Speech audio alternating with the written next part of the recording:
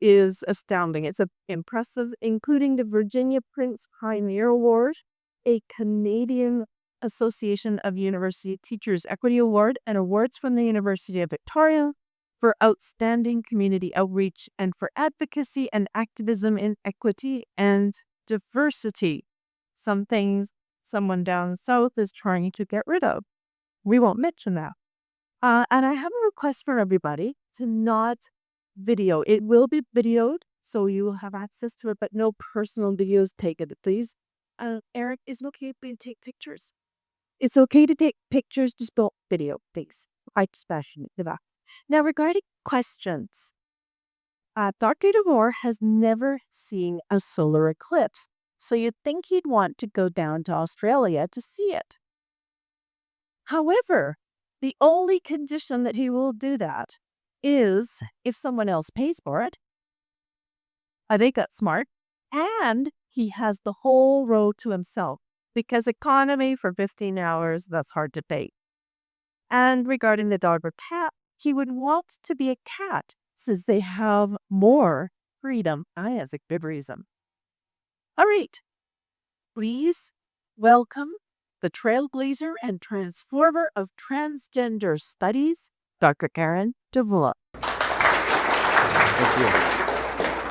So thank you for a wonderful introduction, and thank you for having me. You're a great audience. I've just been sitting here watching the reactions and the responses.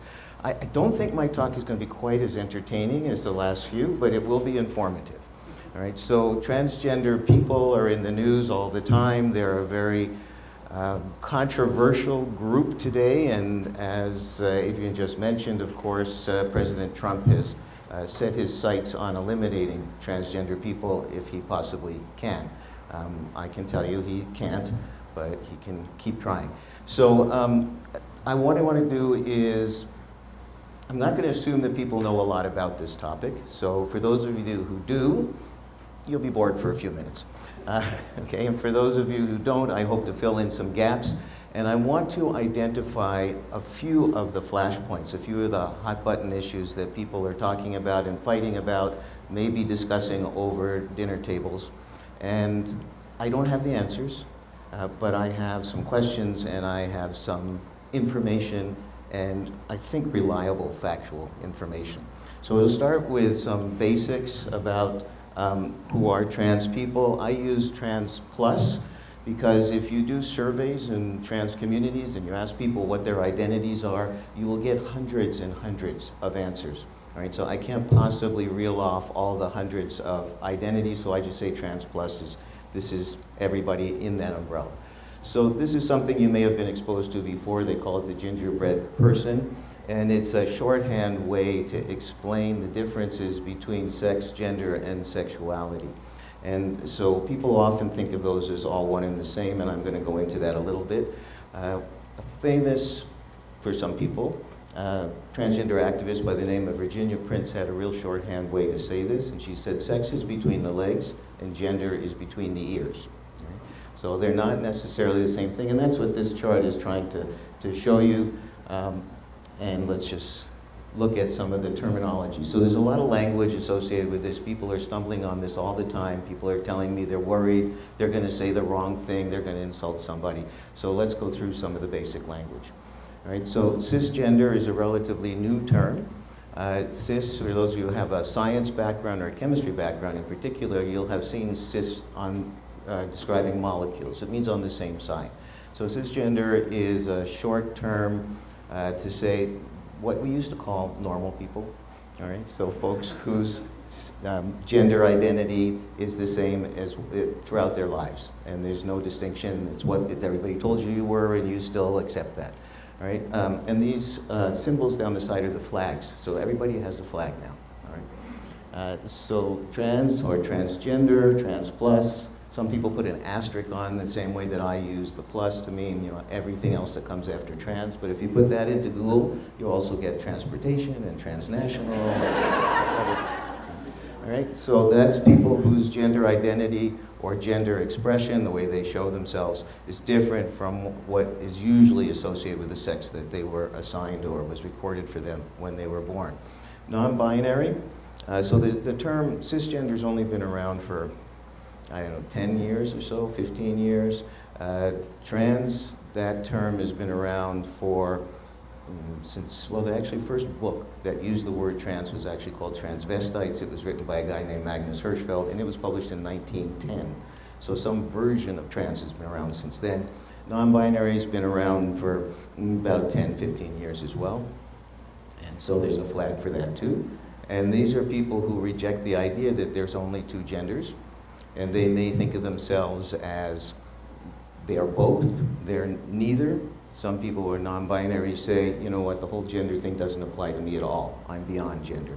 So there's a whole range of sub-genders that fall under the umbrella of non-binary. Some non-binary people will say they're trans. Some non-binary people will say, no, trans is not about me because I'm not about gender. Right? And then Two-Spirit has been around since 1990, and it was coined at a conference in Winnipeg, actually. And it is a term that should only be used by indigenous people, and mostly indigenous people from North America, or what the indigenous people call Turtle Island.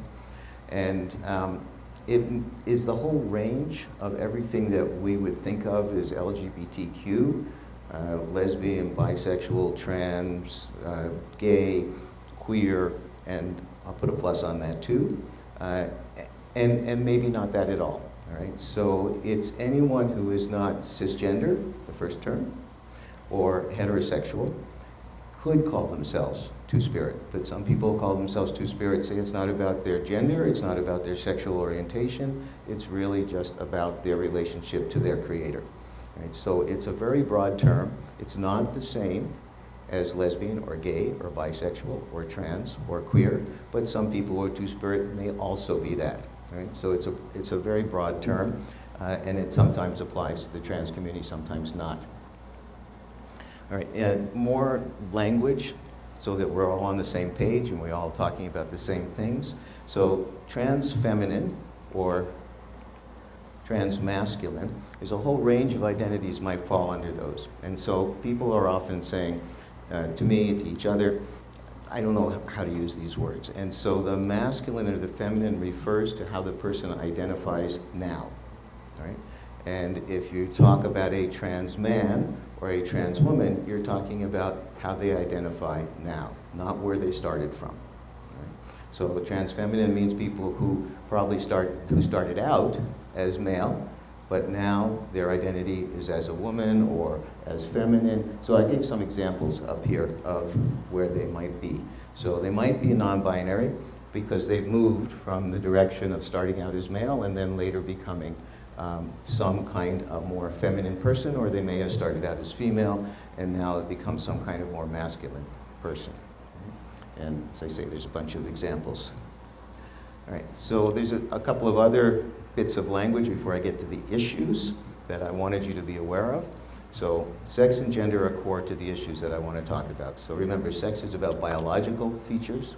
Gender is about mental features, about how you think, how you feel, what your internal sense of self is. There's what was recorded at the time that you were born on your birth certificate, which may or may not be the same as how you feel about yourself now. So that's your identity, is how you feel about yourself now. And then there's expression. What do you show to other people? Now, you all know that there's all sorts of aspects about who you are and how you feel about yourself that you don't always show, that you're careful about who you express that to, who you tell what your thoughts and your feelings are. I expect everybody in this room has some aspects of themselves that fit in that question of, do you express it or not? And then attribution is about what other people think about you, what other people see about you. So sexes and genders are recorded at birth. People can have any combination of sex, physical characteristics, gender, how they feel, expression, what they actually show about how they feel, and then sexuality is something else again. A lot of people think that being trans is just, oh, well, you're gay and you've taken it a little far. Right? You've taken it another step. But that's not true, actually. So trans people can have any sexual orientation that anybody else can have. They can fit together in any way. There's no automatic relationship there. A person's gender identity may not be the same as the gender that was recorded at their birth, and a person's gender expression, what they show about their gender, may not actually be express how they feel. There's a lot of reasons why people might not want to show if they have a trans identity. And then other people attribute a sex and a gender to people based on what they see, the gender expression they see, and what they've been told about a person. So you may meet somebody and you see someone who looks to you just like every other man or woman that you know, and so that's what you assume they are, and then someone comes along and says, did you know they're trans? And for some people, that will change their attribution. That will change what they think you are. So if they see someone, they say, perfectly nice looking woman as far as I'm concerned, and then someone comes along and says, that person's actually trans, you know, they may stop thinking of them as a woman. They might start thinking of them as a man. So it's a combination, depending on your belief system, what you know, what you see, and what you think about what you know and what you think you see.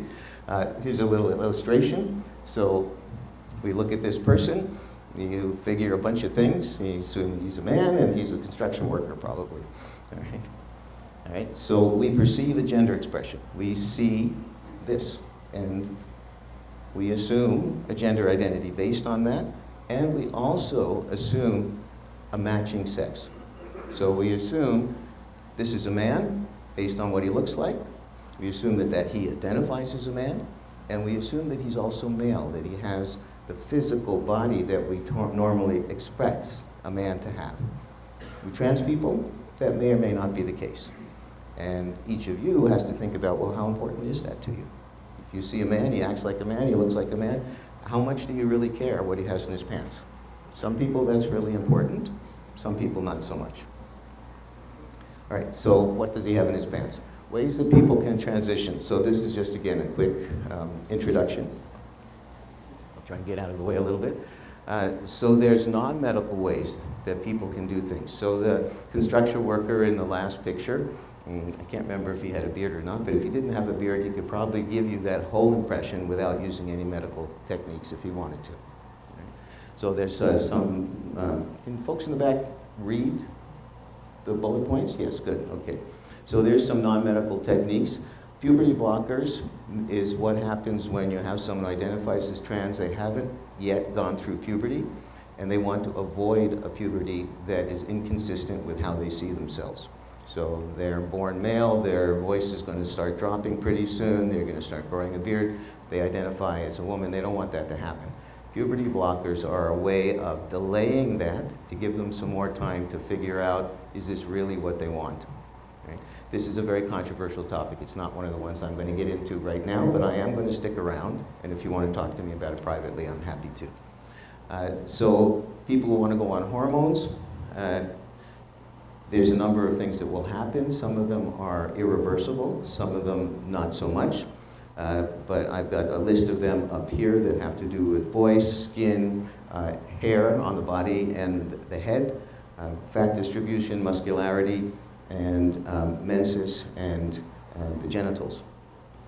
And here's the trans feminine hormonal effects.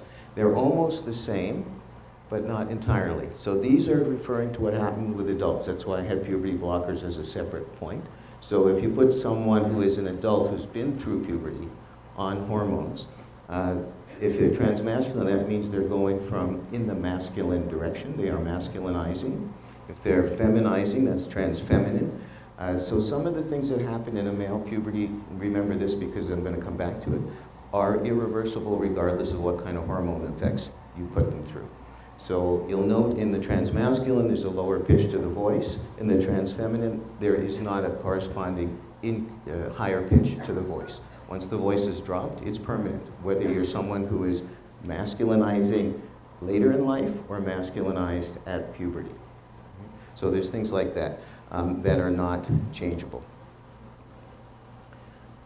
And then there are surgical techniques. All right? And so transmasculine surgical techniques, and I've got some before and after pictures. These people have given permission for their pictures to be used. They're in the public sphere, so I'm not outing anybody or exposing anybody in a way they don't want to be exposed. So you can see in the photos, it can be quite a dramatic effect. It's a combination of hormones and surgeries. And down below, Caitlyn Jenner is probably known to everybody. And so there's Bruce Jenner, the decathlon, one of the greatest athletes in the world when he was still Bruce. And then there's Caitlyn Jenner, who is now an outspoken transgender person. And so again, there are surgical techniques.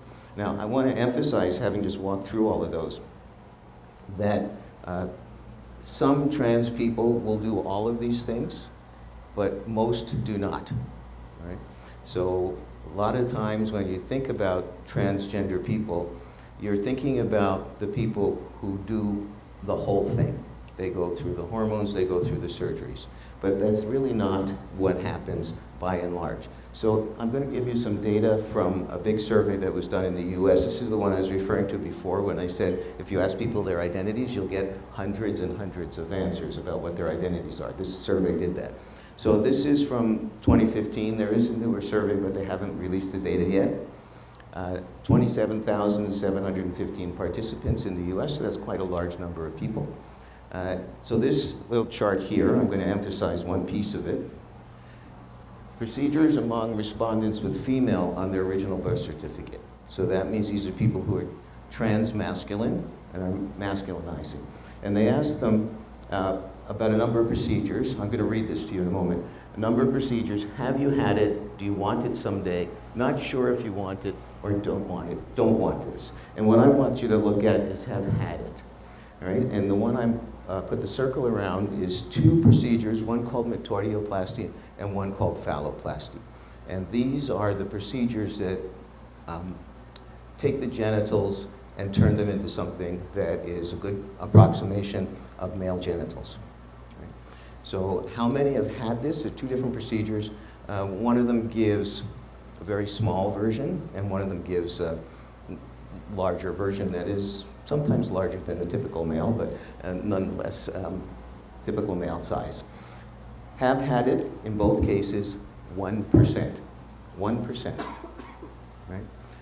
And even wanted, I didn't put a box around, it only goes up to 15% and 11%. All right? So when you're thinking about trans people, and I said, who cares what's in his pants about the construction worker, keep in mind, only 1% have actually had that kind of surgery, genital surgery, sometimes called bottom surgery. All right? This is a similar chart from the same survey that is procedures among respondents with male on their original birth certificate. The same layout. The first one is the procedure, the second column is have had it. And I'm put a box around vaginoplasty or labiaplasty. So this is, again, the creation of a female-looking genitals on someone who started out as male. Have had it, 10%. 10%. Right? So how accurate are these numbers? I can't say they're perfectly accurate, but it gives you an idea. Right? So maybe the 10% should really be 12 or 13, maybe the 1% should be 2 or 3. How far out does it have to be before you say, that's not informative? I think it's pretty informative. Right? So keep this in mind when you're thinking about trans people, and what do you feel is necessary for them to be legitimate in their claims to the gender that they present themselves as and they want to be taken as. All right, so behind all of this is something that some of you may have heard, the term the binary. And what do people mean when they talk about that? If you haven't heard it much, you'll be hearing it more because it's becoming part of the language. Right? So this is a set of traditional gender beliefs that most of us, if not all of us in the room, were raised with. Right? So this is the binary beliefs, is that sex is an intrinsic and biological characteristic.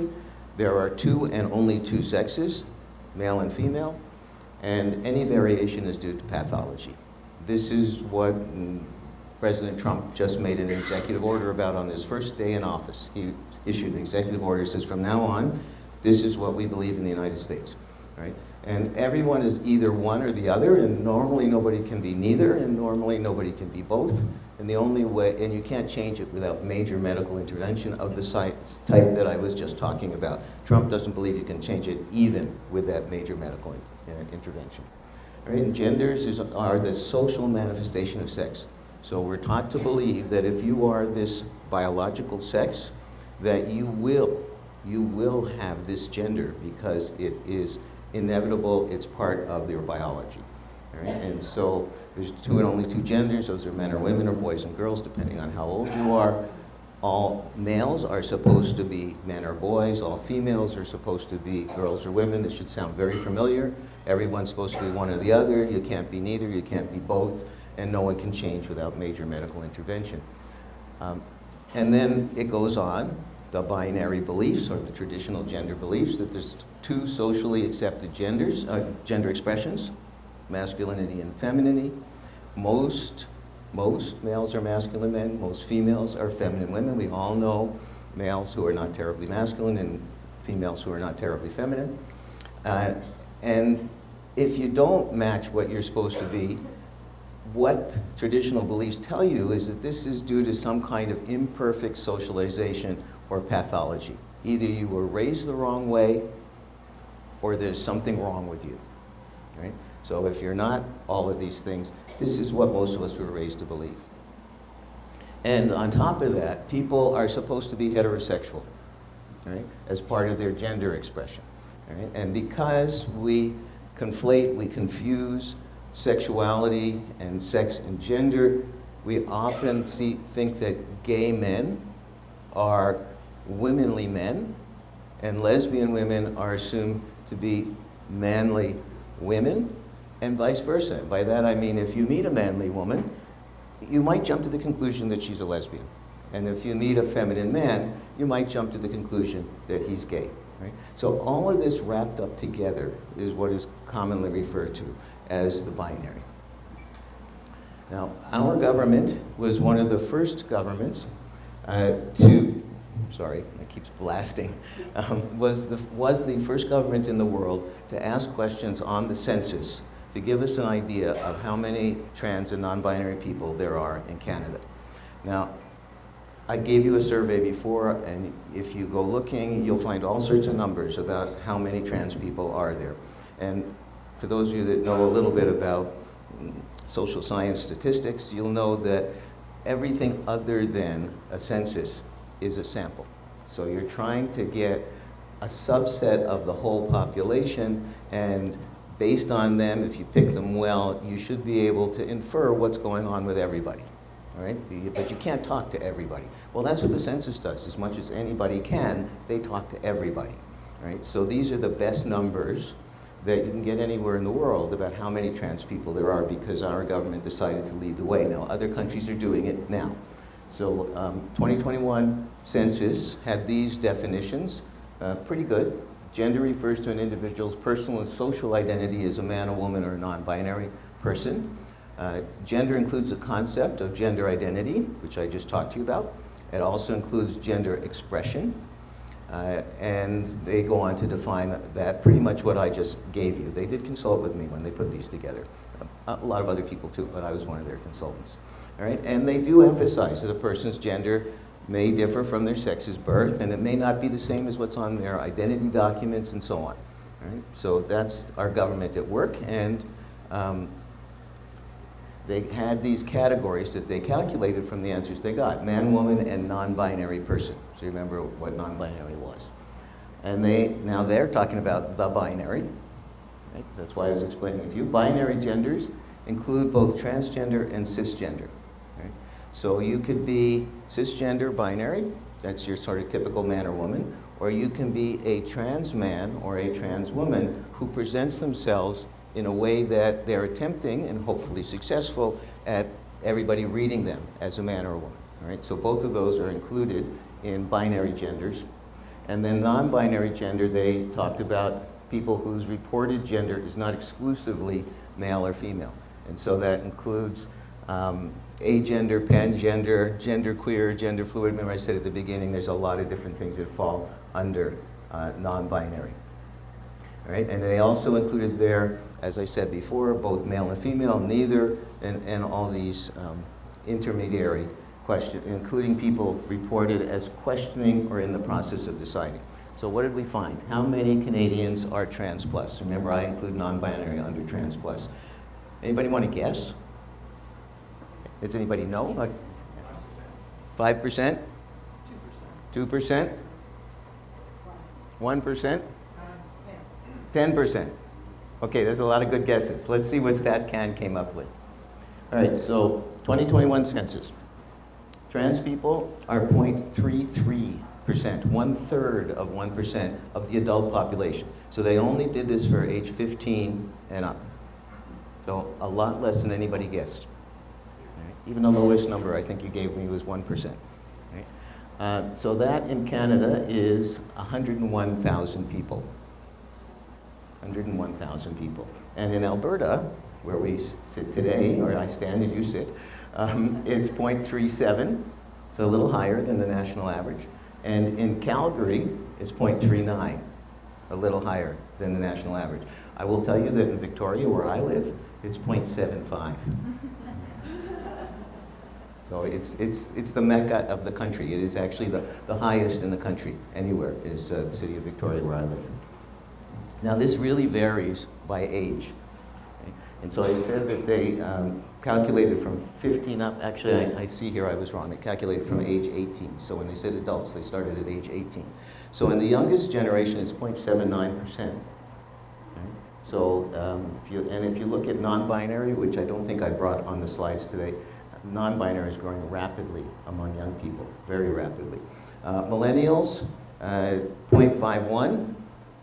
Gen X, 0.19%.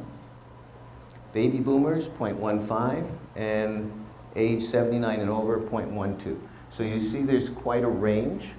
And I would say that there is a tsunami coming among young people of more and more trans plus identities, and the largest among young people, when we do surveys in young people like under 18, we're seeing something like 50% of the people who identify as trans plus, that's some kind of trans, are non-binary. So those binary folks are declining. The people who want to be seen as men or women differently from what they were assigned at birth, among young people, that percentage is going down, and the folks who want to be don't box me in are growing. Okay, so what's the legal situation? Right? So in 1977, sex was protected in the Canadian Human Rights Code. So before that, men and women could be discriminated against. Some people in the room may be old enough to remember, they had want ads that said these jobs are for men, these jobs are for women. 1977 is when the law changed to get rid of that kind of stuff and many, many other things. The next big change in relation to what I want to talk to you about was in June 2017. And that Bill C-16 finally passed. It had been proposed for 10 years before that, but this is when it finally passed, to amend the Human Rights Act. And so here's the Human Rights Act in total. I don't know that you have to read the whole thing, but there's a long list down here of what kind of characteristics you're not allowed to discriminate on. So race, national or ethnic origin, color, that means color of skin, religion, age, sex was already in there. Sexual orientation, I don't remember when that got in there, but that came in after sex. But in 2017, what was added was gender identity or expression. And then there was marital status, family status, genetic characteristic, disability, conviction for an offense, et cetera, et cetera. All right, so that changed a whole lot. And we're still working out how much that changed, and the rest of my talk is really about where does that come into play. Now, we're in Alberta, so I looked at the Alberta Human Rights Act, and it was changed in 2015, and I've just picked out this section that was relevant. So prohibits discrimination based on a bunch of things, including gender identity and gender expression. So that's also in the Alberta Human Rights Act. Okay, so how does this play out in our lives? And it is now playing out in everybody's lives. Right? So legal and policy precedents that are important. So the law now says that people may self-declare their gender with no other requirements for full gender rights. So in Alberta, in the rest of the country, if somebody wants to change their ID and claim a new gender for themselves, that's all they have to do. A lot of people think, you have to go on hormones, you have to have surgery, and that was the case in this country prior to the passage of the bill C-16 in 2017. And so, things don't change immediately. You change the law, and it takes a long time to figure out how does this apply, where do we need to change things. So it wasn't immediate, but it has now been interpreted by all the provinces and the federal government that self-declaration is what is required and nothing else. No doctor's letter, no psychiatrist's letter, no affidavit from anyone else. Just you go into a vital statistics office or go online and you say, I'm changing my ID. So that means SAAB, sex assigned at birth, and current sex of the body are irrelevant to a legal change of gender, right? So sex, gender, remember, sex is between the legs, gender is between the ears, right? And the prohibition of discrimination on the basis of declared gender identity can come into conflict with the prohibition of discrimination on the basis of sex. So you remember, the codes have both of those in there. You cannot discriminate on the basis of sex, the physical body. You cannot discriminate on the basis of gender identity or gender expression. And there are times where somebody has to decide which one is going to take precedence. How are we going to harmonize the rights of everybody? This is where it affects all of our lives. Okay, so there's a number of flashpoints. Everyday public life, public washrooms, public change rooms, participation in sports, and same-sex services and same-sex institutions, or single-sex, actually I should have said single-sex services and single-sex institutions, right? So I'm going to walk through some of the issues in each of those, and I think we'll have a little time for questions here afterwards, and as I said before, I'll be around for the rest of the day, and I'm going to see the dinosaurs tomorrow, so if you're... I was so happy when I saw that that was an option. I just finished a book about people who were finding those dinosaur bones throughout Western North America and in the end of the 19th century. And so I've always loved dinosaurs, but its timing was perfect. So I'll be around if you want to talk some more. So you'll see the illustration up here. Would you want her in the men's bathroom? Well, I mean, some people might say, yeah. Would you want him in the women's bathroom? I don't think there's very many people would say yeah to that. Okay, a few. But that's a trans woman on the left and that's a trans man on the right. They're very binary in their gender expression, and so it kind of illustrates some of the points there pretty nicely. All right, so everyday public life is the first thing I put on the list. And what's the issue in everyday public life? So I've got here, I don't know if that's Starbucks or not, but you go into a coffee shop, right? And what does it mean to respect someone's gender and gender identity in a coffee shop? Well, okay, they have a name. What's it to you to call them by the name they want to be called by? They have pronouns. What's it to you to call them by the pronouns that they want to be called by? Right? We're talking about a commercial interaction. They're in there to buy something. You are the person who works there, or you're someone else who's in there to buy something. We're also looking at situations in workplaces and social interactions. I would say it's not really a big issue here. Or to my view, there shouldn't be a big issue here, because it's really just a matter of politeness, to call somebody by the name that they want to be called by, call them by the pronouns they want to be called by. There's nothing to be lost by somebody who is making the effort to respect pronouns and names. So, excuse me, there's a lot to be lost by the person who's not being respected, right? And so I see really there shouldn't be an issue here, in my opinion. And increasingly people that I'm observing are making the effort. And even if you're in a situation where you don't really believe that this is a woman, and you don't really believe this is a man, and you think the name they've chosen is weird, so what? What's it to you? There's no harm to you to just be kind and generous and respectful. Right? So I don't see an issue here really, but I know it is an issue for people. Right. Washrooms are a much more difficult issue, And this photograph says, "Do I look like I belong in women's facilities?" Right? And this was part of a campaign that also started in Victoria, where people were pushing to have trans people not allowed to use the washrooms that correspond with their gender identity and their gender expression. And there was a whole campaign of these selfies. As I say, it was started by somebody actually at the University of Victoria who was a binary trans woman who, you know, looked very good, and went into the men's washroom and took a selfie like this and said, "Do I belong in the men's washroom?" And then it went viral, and there were lots of these selfies done all over the place, like, "Do I belong here?"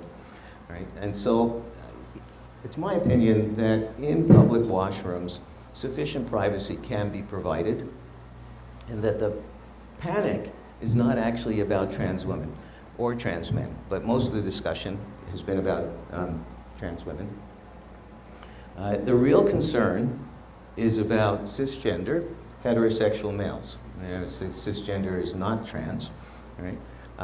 And concern about cisgender, heterosexual males who are predators, who are voyeurs, who are exhibitionists, who might be pedophiles, and might be someone who would commit a sexual assault. That's really what the concern is about. Right? And these things are already illegal. Right?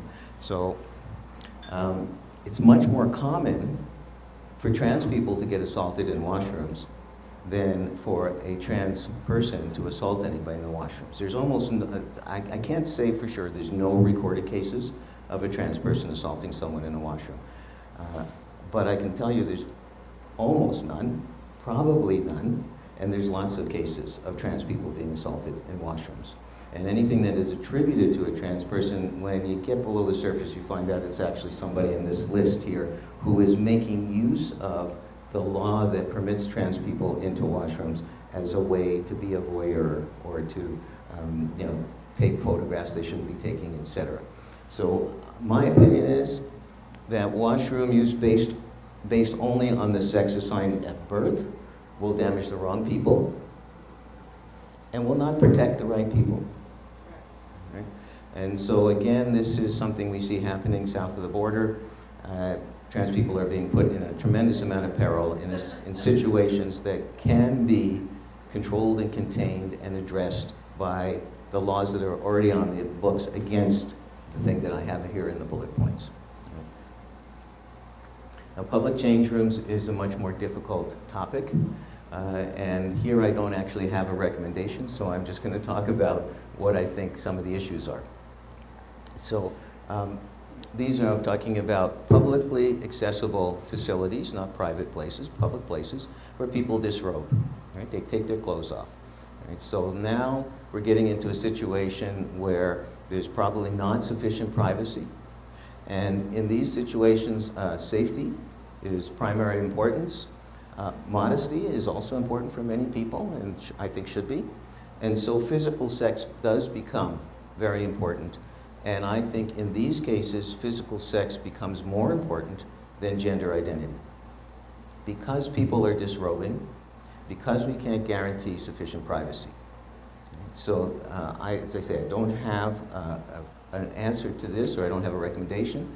The concern is about people with male genitals who may be predators, voyeurs, exhibitionists, pedophiles, or sexually motivated. And the issue is when somebody does not have modesty themselves. So there's lots of situations where a trans woman or a trans man is in a change room that corresponds to their gender identity, and they are sufficiently modest that nobody knows.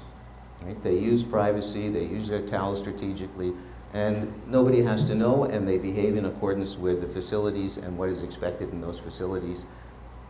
And I think everybody should do that. But I am aware of situations where somebody claims a gender identity, and the situations I always hear about are people who claim to be trans women and that they have a right to use those facilities in exactly the same way as cisgender women do. And remember the statistics I put up there about how many have had genital surgeries. If they've had genital surgeries, nobody's going to question them, and they will fit in, and that'll be fine. But there are only 10% who've had that genital surgery. And so we have individuals who, I have to say, in my mind, I'm not so convinced that they really are trans, but who claim that they're trans and say, well, every other woman can walk around here naked, so I can too. And this is very disturbing to the women in those facilities. I don't have an answer, I don't have a suggestion even, or a recommendation about how do we make sure that the people who should have access, the trans women who should have access to those spaces, have them, and ensure that people who take on a trans identity, which they may be sincere about, they may not be, but do not behave appropriately, are not in those facilities terrorizing the cisgender women. And frankly, if there's binary trans women who are fitting in, they're a little terrorized by them too. Right?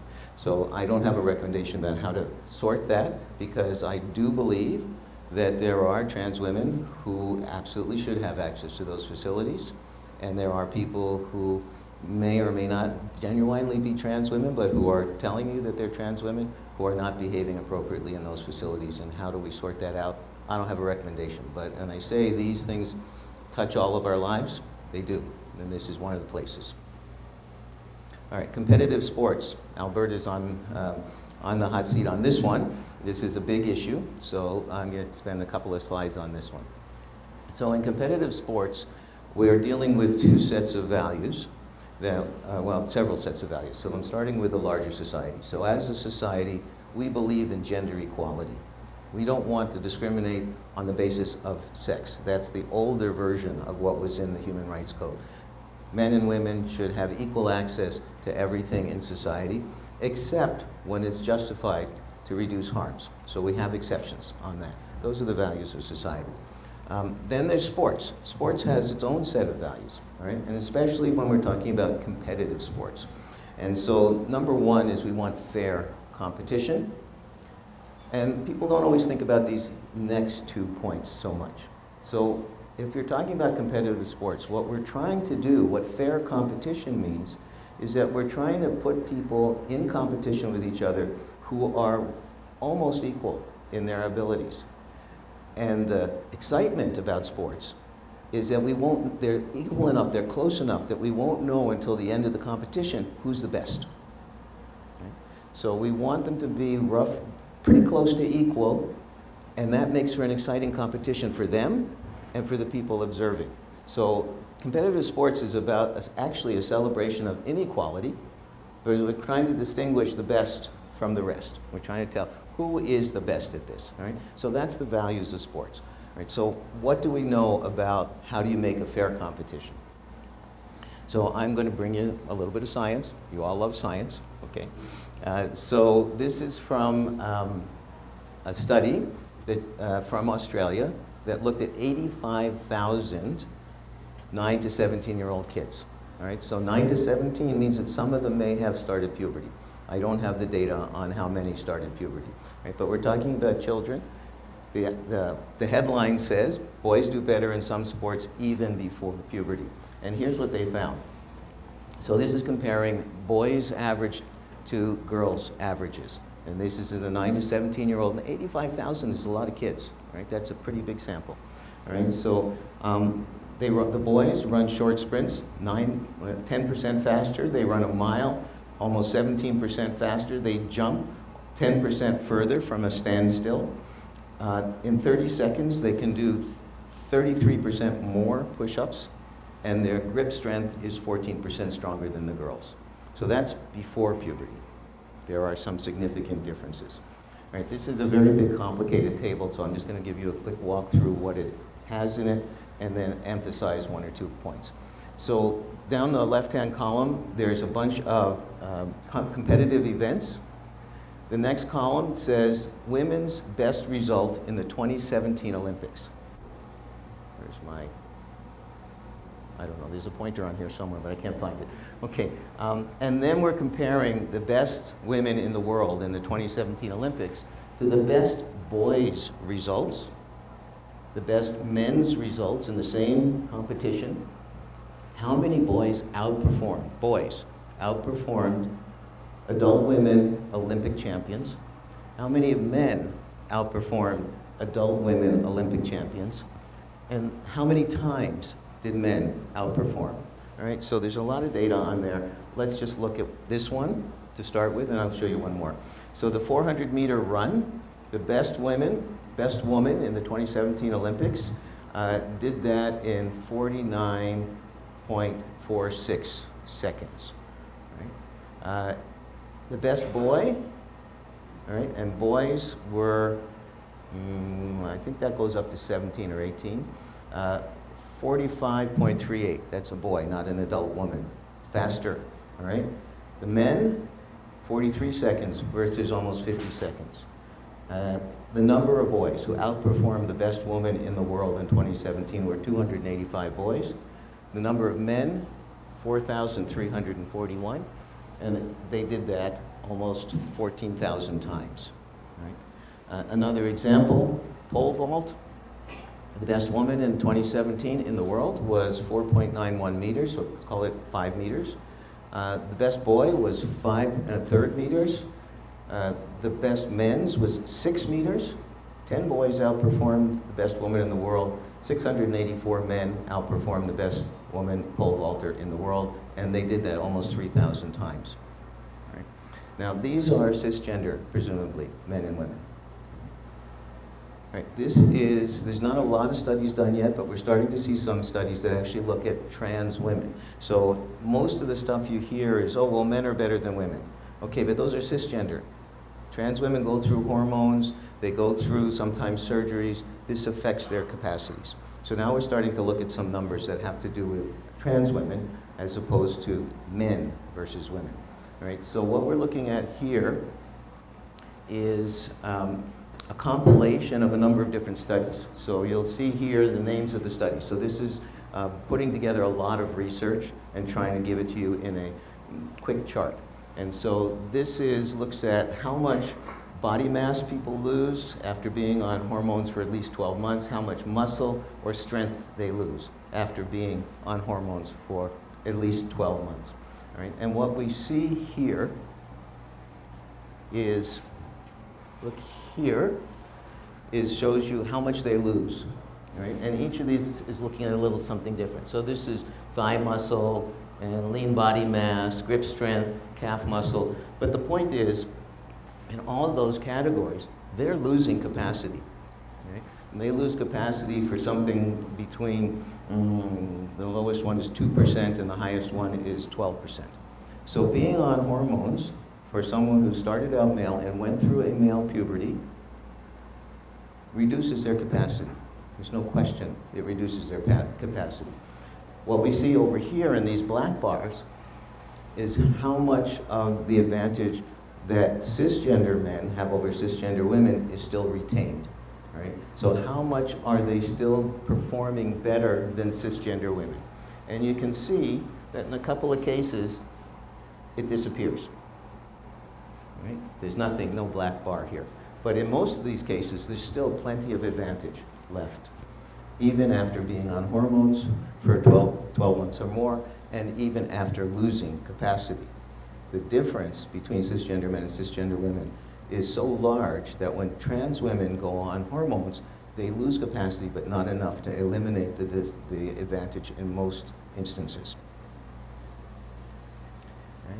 So, what I have to say is, I think there is good reason, in most cases, for having some different requirements for trans women than for cisgender women. And what we need to look at is, what does that particular sport require, and has the advantage been eliminated for that particular sport? And so this is what the IOC, the International Olympic Committee, has recommended, is that each sport look at what's important in your sport and figure out how to go back to that principle I had up on the screen before, where it's a fair competition such that we cannot predict ahead of time who's going to win, and we're able to have a competition between people who really are competitive with each other. And in some cases, the difference is eliminated and there's no problem. And in other cases, the sport has to figure out, how are we going to handle this so that the competition remains fair to everybody? And fair to everybody means that trans women have a right to participate in sports. How do we do it in a way that is fair to them and fair to cisgender women? so that the competition really is a competition. And the world, is in flux about trying to figure this out. And so the International Olympics Committee's latest recommendation, which now all the sport bodies are trying to figure out, is you go back and look at your sport and figure out what needs to happen in your sport. Right? And it's far from done, so stay tuned. All right, the last thing I want to look at is same-sex institutions and services.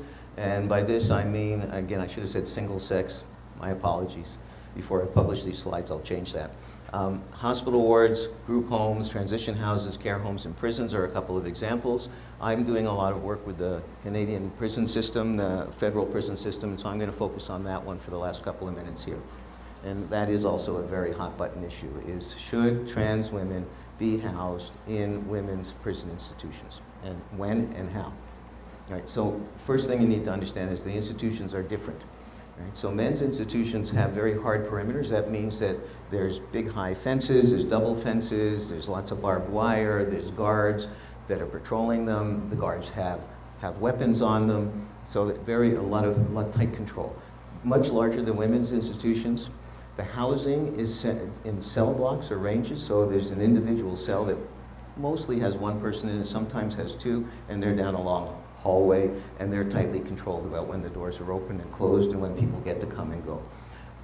There's armed guards in the men's institutions, and the culture of men's institutions is very aggressive and very hierarchical among the prisoners, and there's a lot of violence among the prisoners. Women's institutions, much less secure perimeters, so that means it's easier to escape if you are so inclined. Populations are way smaller.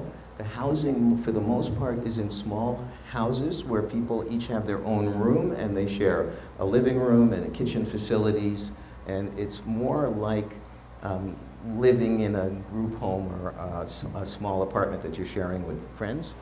The workers are not armed in women's prisons. They have to go through special conditions to even get arms if something gets out of hand. The culture, rather than being aggressive and violent, although there's lots of aggression and violence, is much more a culture of emotionality. What happens when you get a lot of women together and not very many men? Think high school. And there may be children in the women's institutions. Every women's institution has a program for young children to be with their mothers, right? And there's a higher ratio of human resources to prisoners, right? So different environments. Right? So in the Canadian prison system, there's a number of options that are available for someone who says, I identify as gender diverse is the term they mostly use in the prison system, is gender diverse. So that includes binary, non-binary, two-spirit people are all fall under that idea. And this is a men's institution, the picture. So there's the cell block, the range that you can see. So people in the federal system can declare that they want to change their name, no problem. They can say they want to change their identity. They now identify as whatever. They can ask for the pronouns that suit them. There are protocols about, in prisons, there's a lot of situations where people need to be searched on their bodies in various ways. So frisked, pat down, strip search. They have to, in many cases, do a urine test to make sure they're not on drugs, and somebody has to observe that to make sure they're not cheating, so that's the urinalysis protocol. There's lots of situations where they need to be observed in various ways. So they can say, any of those situations where you're going to look at me, especially if it involves touching my body or seeing my body naked, they can say, I want this to be done by a male guard, or I want this to be done by a female guard, that is consistent with their gender identity. And if they're one of those, most people who haven't had genital surgery, they can say, well, I'd like the top done by a woman and the bottom done by a man. Right, so that's part of the protocols that I'm trying to explain here.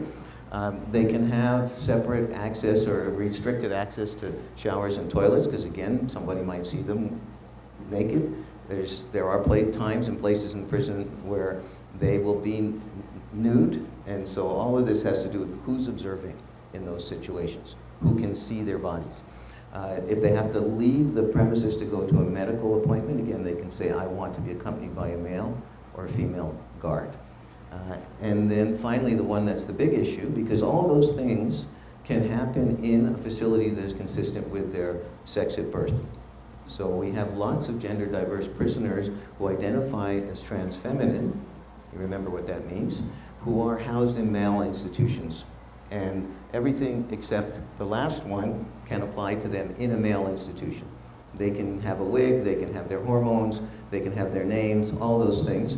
Now, I said it's aggressive and violent situation. That does make them targets in some ways, but that's part of their choices. The last one is the big issue, the type of facility requested. So when somebody identifies as gender diverse, they also have the option of saying, well, you know what, I may have done my crimes as a man, I may have been sentenced to prison as a man, I may have been in a men's institution for the last 20 years. I now identify as a woman and I would like to be moved to a women's institution. And they have the right to ask for that. Here's what the policy is. Correctional Services of Canada has a duty to accommodate offenders based on gender identity or gender expression, regardless of a person's anatomy, i.e. their sex, or their gender, or their sex marker on their identification documents. So regardless of what their ID says, regardless of what their anatomy is, they have a duty to accommodate them. However, there is this last phrase. In the event there are overriding health or safety concerns that cannot be resolved, right, so they have to make an effort to find a way to resolve them, the offender will be placed in an institution that aligns with their current sex, i.e. their anatomy. Right? So this is where the battle is. This is where all the discussion is about, is should there be, I refer to this as the escape clause, right, or the guardrails. Should there be guardrails, or should everybody who says, I want to transfer, I get to transfer? And if you read the media, you will probably think there are no guardrails and everybody gets transferred. But I will tell you that is not the case. This guardrail is here. Not everybody who requests a transfer gets transferred. And the most common reason for not transferring someone is because they have a history of violent or sexual assault on women or children. And for the most part, and I can't say 100%, for the most part, those people do not get transferred to a women's institution. Going the other direction, nobody gets transferred. Right? The reason for that is that there are requests, but remember in the chart I put up there, people with female on their original birth certificate, so trans-masculine individuals, how many have had genital surgery? 1%. And so the Correctional Service so far has decided, I think there might have been one case. There might have been one case. I haven't been able to nail it down yet. So far has decided they cannot protect those people in a men's institution. There are overriding safety concerns and they do not transfer them. And some of the people who have requested those transfers are not at all happy about that. I would say that in most cases, trans men are not big enough and strong enough to hold their own, even if they've had the genital surgery in a men's prison. This is still something that's very much in flux. I am working on a project, a 5-year project with corrections. I'm in the prisons frequently, talking to guards, talking to prisoners, talking to administrators, and at some point I will be making recommendations to the Correctional Service about how to change their policy or not. But it's a project that's in flux, so I wanted you to be aware of that, and I think I'm just about out of time. Maybe one question?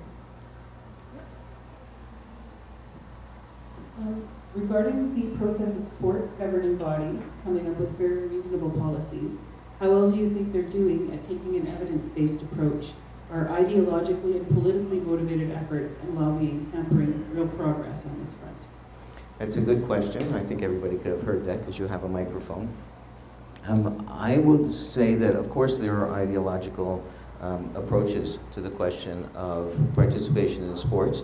It's always about trans women, and that's what I focused on as well, because trans men do not gain enough to be a threat to men's sports.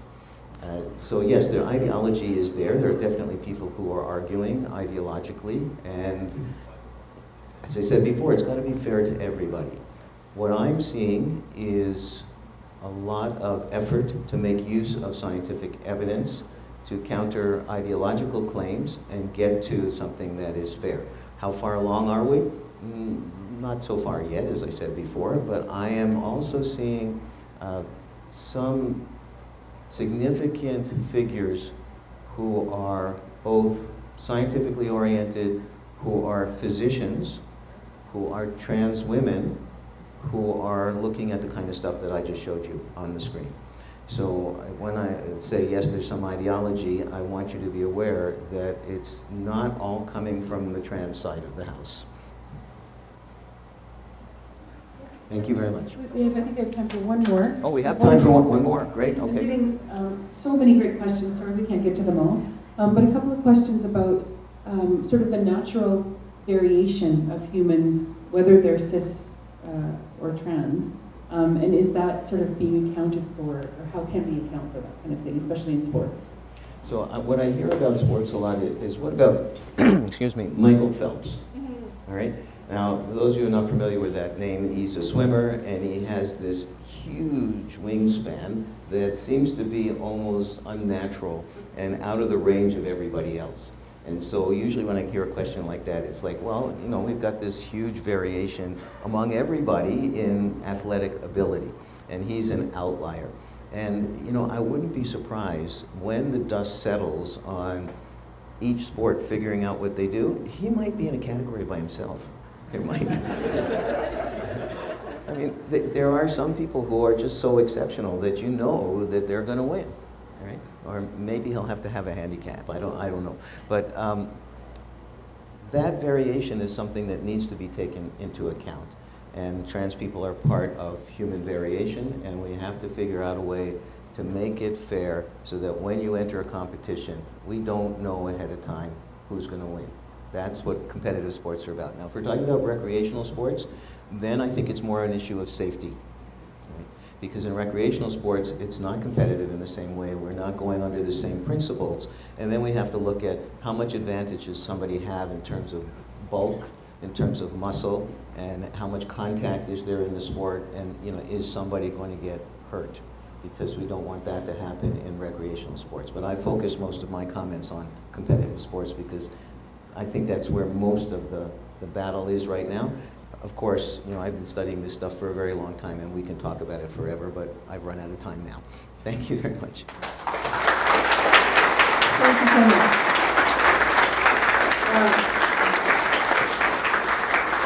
And to add to a little bit about the advantage in sports, I think I was born a giant.